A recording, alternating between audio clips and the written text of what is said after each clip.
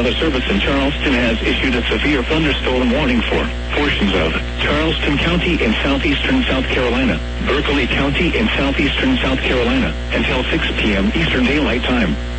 At 5:01 p.m. Eastern Daylight Time, a severe thunderstorm was located over Don Holt Bridge and is nearly stationary. Hazard, 60 miles an hour wind gusts and quarter-size hail.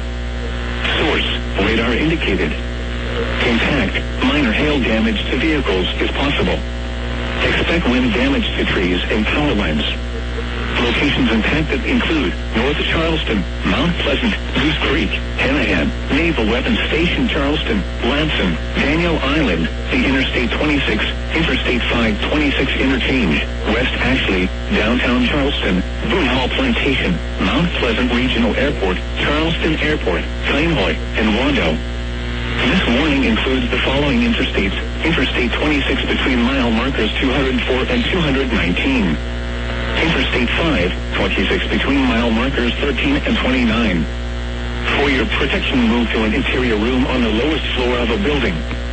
Report damage directly to the Charleston National Weather Service at 888-383-2024 when it is safe to do so.